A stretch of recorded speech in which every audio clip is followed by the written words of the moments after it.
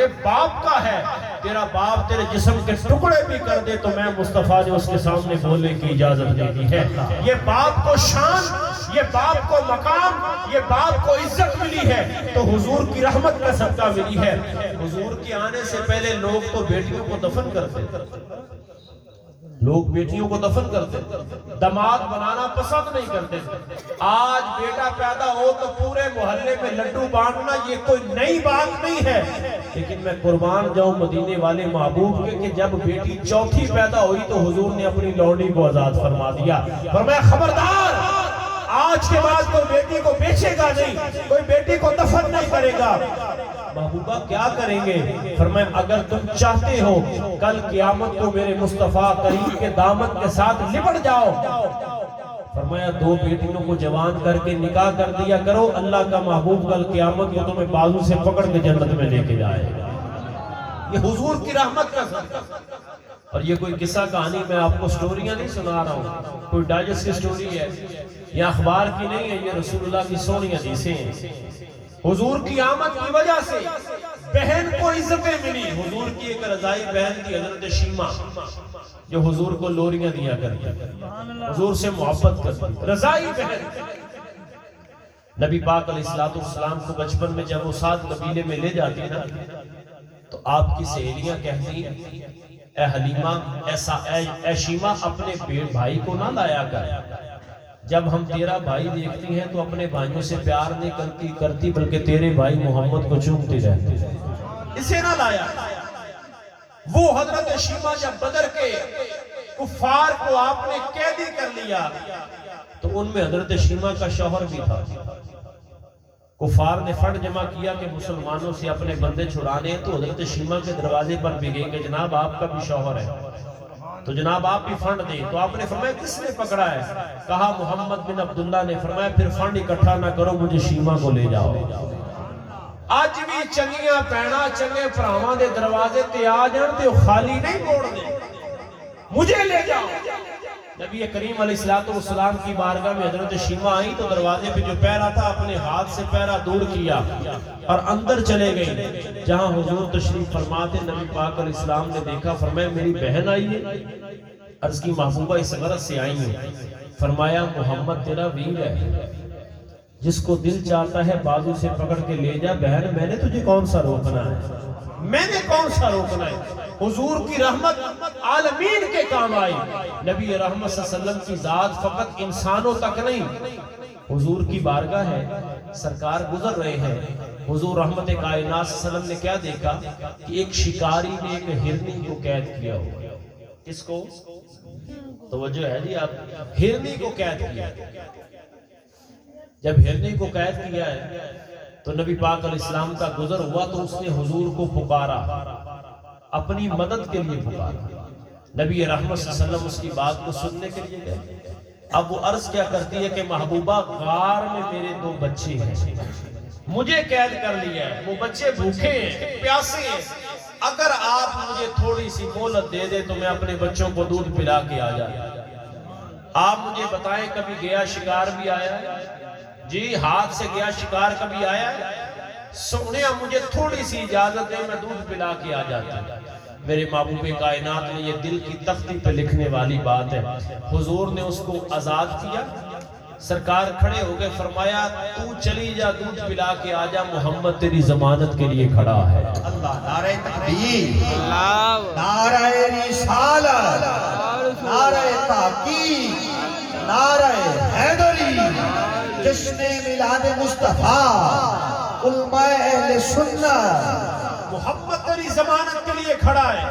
آج مجھے بتائیں سگا بھائی بھائی کی ضمانت نہیں دیتا، پرا پنچایت میں بیٹھنے والے آپ لوگ ہیں، سگا بھائی بھائی کی ضمانت نہیں دیتا ہے، لیکن واہ محبوب کائنات، آپ نے فرمایا میں تیری ضمانت کے لیے کھڑا ہوں، جا اپنے بچوں کو دودھ پلا کے آ۔ وہ بچوں کو دودھ پلانے گئی تو یہودی بھی آ گیا، اس نے کہا یہاں میرا شکار تھا، فرمایا مجھ سے وعدہ کر کے گئی ہے واپس آ جائے۔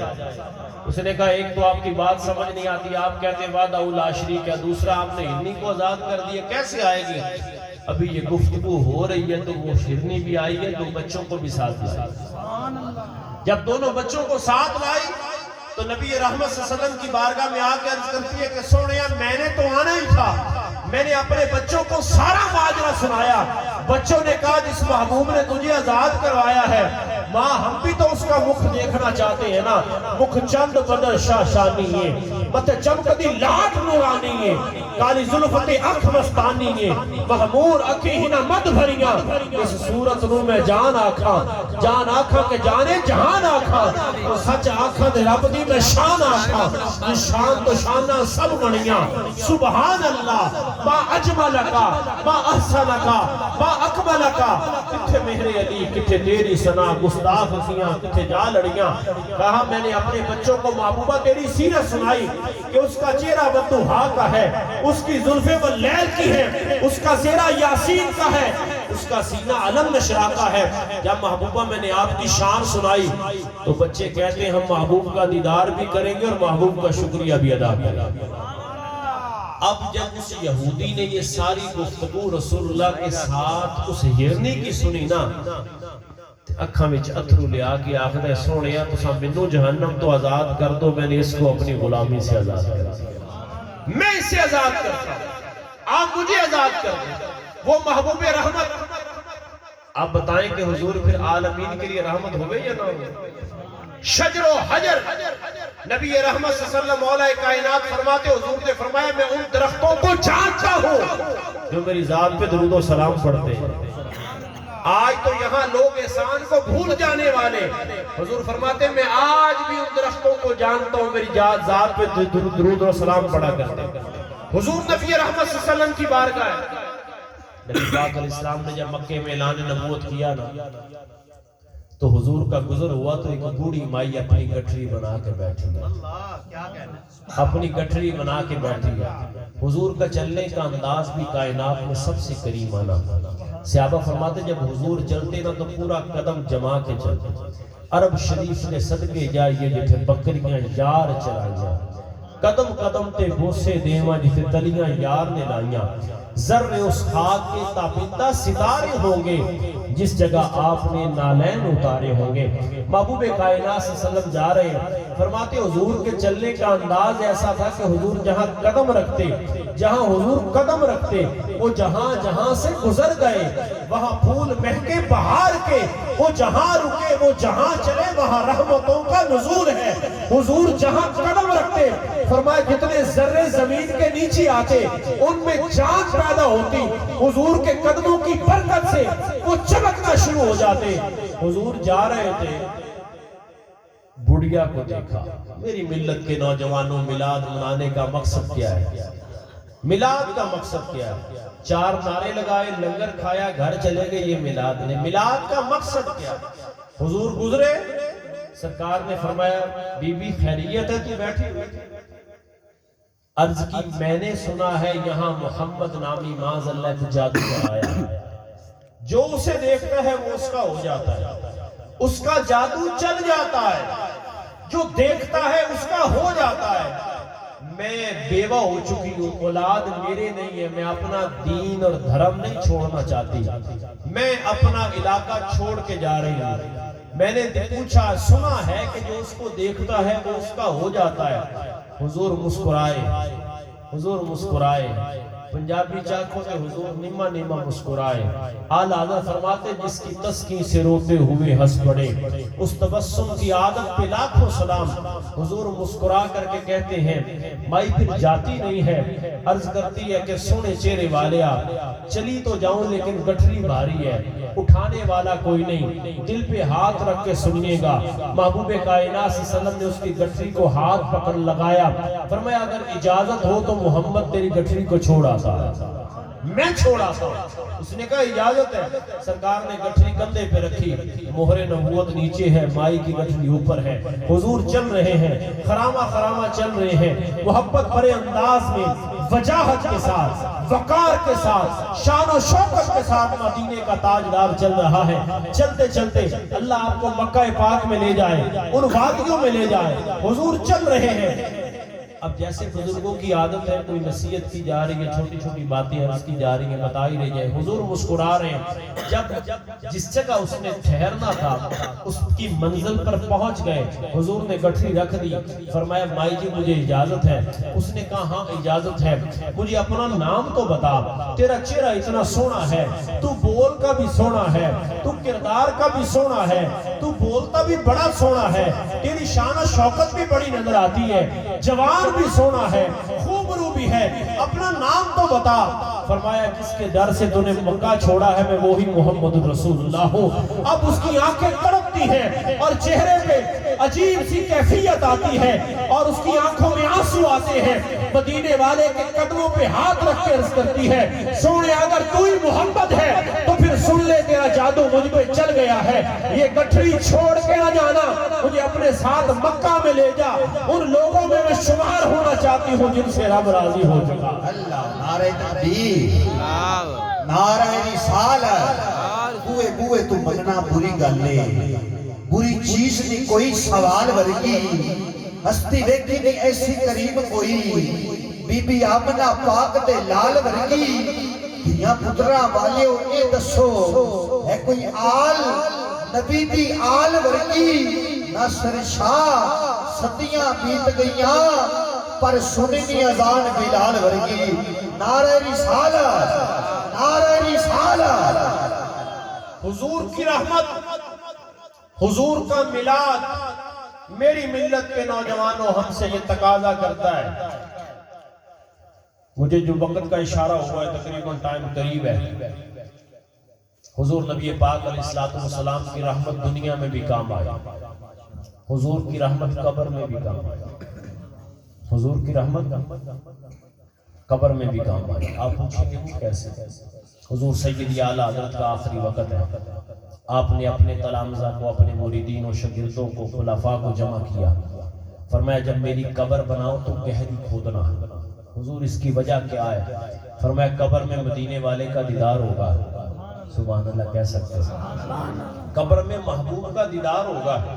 میرا یہ دل چاہتا ہے کہ جب مدینے والا میری قبر میں آئے تو میں حضور کا کھڑے ہو کے استقبال کروں۔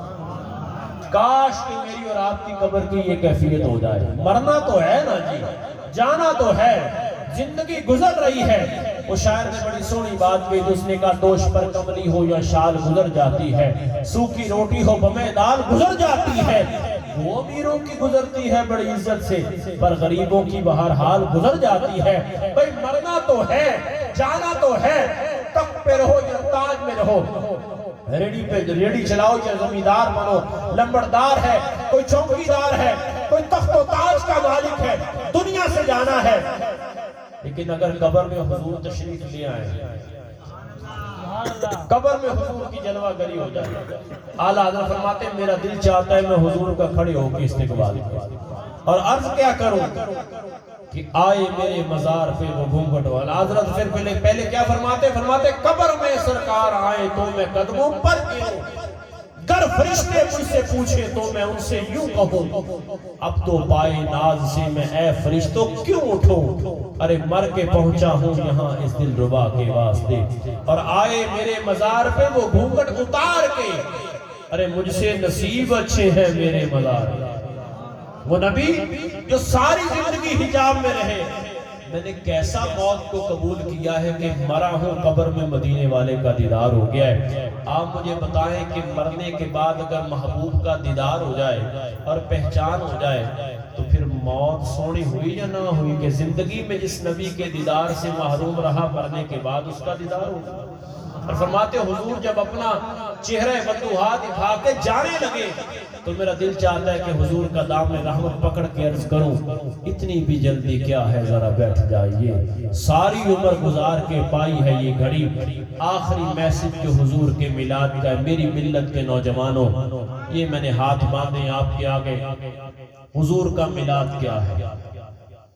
نبی پاک علیہ السلام کے سامنے جنگی قیدی آئے، جنگی قیدی آئے، ان میں ایک نوجوان لڑکی بھی تھی جس کا سر ننگا تھا، جس کا سر ننگا تھا۔ نبی کریم علیہ السلام نے اپنی کملی عطا فرمائی، اپنی اپنی کملی عطا فرمائی، فرمایا اس کے سر کو ڈھانپ دو۔ صحابہ نے عرض کی سن رہے ہیں یہ تو کافر کی بیٹی ہے، قیدی ہو کے آئی ہے، ساری تقریر بھول جانا، یہ بات دل کی تختی پہ لکھنا۔ حضور فرماتے ہیں بیٹیاں بیٹیاں ہی ہوتی ہیں چاہے کافر کی بیٹی ہے، بیٹی بیٹی ہے چاہے غیر مسلم کی ہے۔ آج ہمارے شر سے کیا اپنی بیٹیاں محفوظ ہیں؟ یہ سوال ہے۔ کیا ہمارے شر سے ہمارے رشتہ داروں کی بیٹیاں محفوظ ہیں؟ یہ سوال ہے۔ کیا ہمارے شر سے ہمارے قرابت داروں کی بیٹیاں محفوظ ہیں؟ اب تھانے میں چلے جائیں، جو زنا کے پرچے ہوتے ہیں اس میں کیا لکھا ہوتا ہے؟ محمد فلاں، محمد فلاں نے زنا کیا ہے، وہ مجرم ہے یا ملزم ہے، وہ بات کی بات ہے۔ کیا ہم نے رسول اللہ کے نام کی یہ لاج رکھی ہے؟ کیا ہم نے یہ لاج رکھی ہے کہ حضور ہماری وجہ سے؟ چاہیے تو یہ تھا کہ میں محبوب کا نام لیتا، محراب و منبر میں بیٹھ کے میرا نام پرچے پہ آ رہا ہے تو لکھا گیا ہے پہلے محمد کا نام لکھا ہے، پتہ چلا کہ یہ لاج حضور کی رکھی ہے۔ اس لیے حضور کی رحمت تو وہ ہے کہ اکرمہ جس کا باپ ساری زندگی حضور کی مخالفت میں رہا، ابو جہل، فتح مکہ میں جب اکرمہ اسلام قبول کرنے کے لیے آیا تو حضور نے فرمایا ابھی بیٹھنا نہیں، حضور نے اپنی کملی بچھائی، فرمایا اس پر آ کے بیٹھنا، اس پر آ کے بیٹھنا۔ اللہ تعالیٰ میری اور آپ کی حاضری قبول فرمائے۔ سرور کہوں کہ مالک و مولا کہوں تجھے، باغ خلیل کا گل عبا کہوں تجھے، حیران ہے میری عقل کے کیا کیا کہوں تجھے، لیکن رضا نے ختم سخن اس پہ کر دیا، خالق کا بندہ خلق کا آقا کہوں تجھے، یا صاحب الجمال و یا سید البشر، من وجہک المنیر لقد نور القمر، لا يمکن الثناء کما کان حقہ، بعد از خدا بزرگ توئی۔ قصہ مختصر، مالک تمام کی حاضری اپنی بارگاہ میں درجہ قبول فرمائے۔ وما توفیقی الا باللہ۔